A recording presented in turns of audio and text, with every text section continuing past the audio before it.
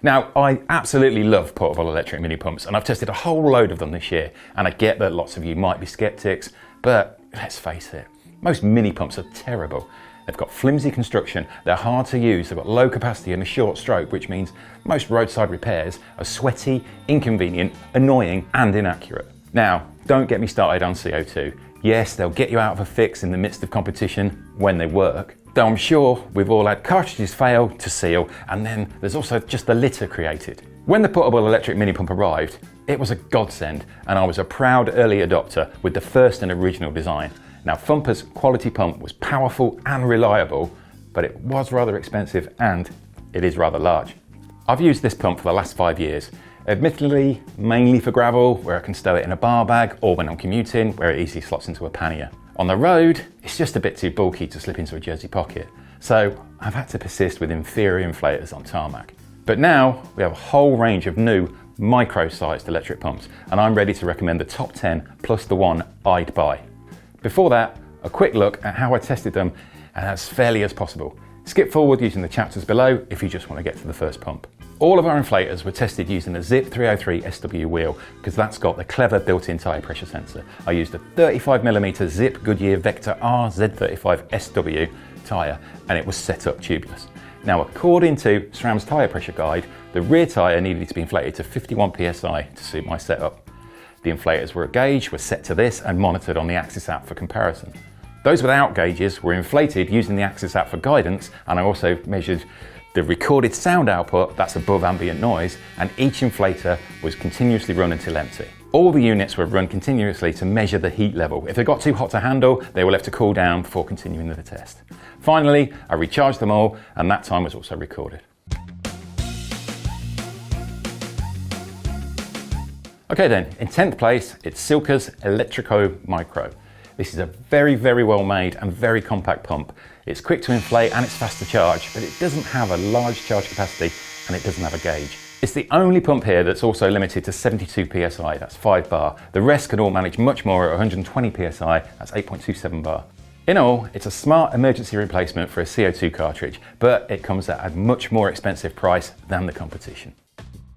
Before we go any further, let me tell you about the Ribble Ultra Grit, the British brand's top-level aero gravel race bike. Tested at some of the biggest races in the world, including at Unbound, Dirty Reaver and the Tracker, the Ultra Grit already has proven pedigree, winning UCI level and Gravel Earth Series events in 2025. Inspired by the aero designs of Ribble's quickest rail bikes, complete with internal cable routing and an integrated cockpit, the Ultra Grit is designed to get you to the finish line as fast as possible. The frame is made using ultra lightweight and stiff Toray M46 carbon fibre, and the flex seat stays smooth out lumps and bumps. Comfort and confidence is assured when running 50mm wide tyres, while there's a neat down tube storage port to pack away your tools, plus provision for a third bottle and a bento box for those long days in the saddle.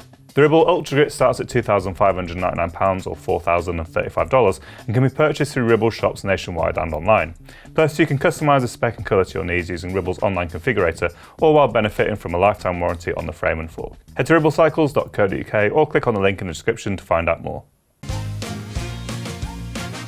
At number 9, it's the Topeak E-Booster Digital.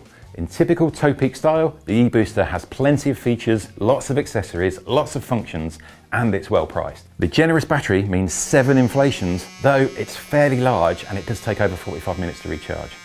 The smart head works well, and the extension hose flips between Presta and Schrader valves at the turn of a trigger.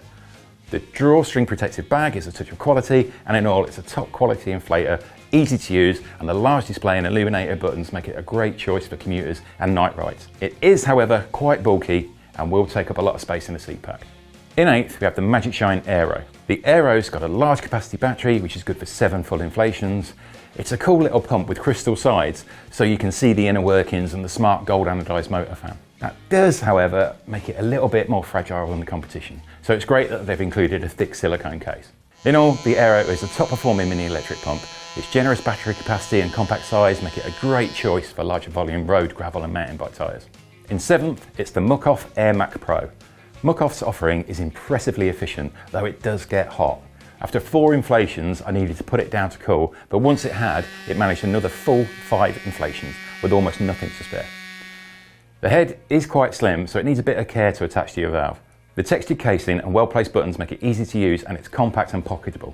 It comes fully loaded with accessories, including the all-important extension hose to make it compatible with resin valves often found on TPU tubes. It's a great pump, and it's only the relatively high price that sees it stalled in 7th. In 6th, it's the Air Rush Mini Electric Pump. Trek's offering brings in a bit of extra tech. Not only do you get a fancy colour screen, but it also has a mini torch built in too. It's a nice add-on for dark winter night trail or roadside repairs.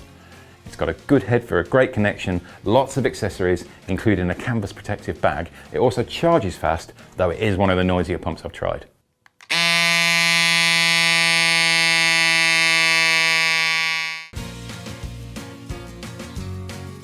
In 5th place, it's the Topump TB2 Pro, followed by Flextail's tiny Bike Pump Pro.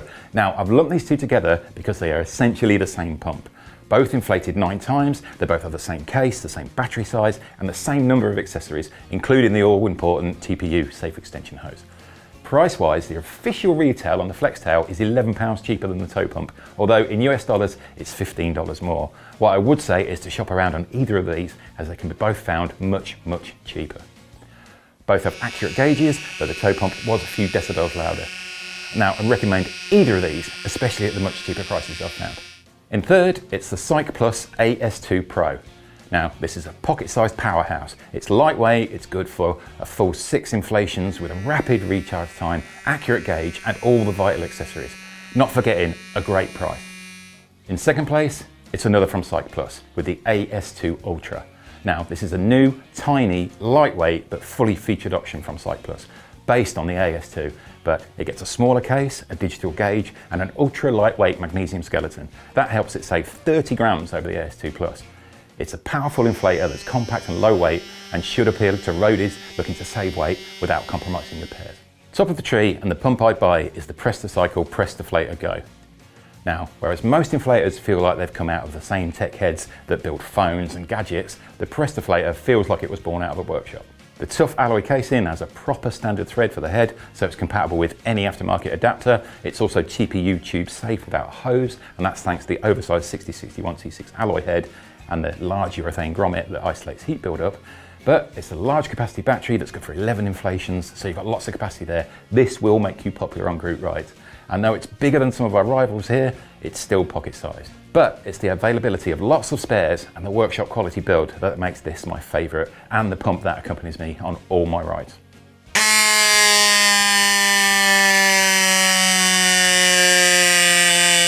So that's it, my top 10 roundup. And this is the pump I'd actually buy.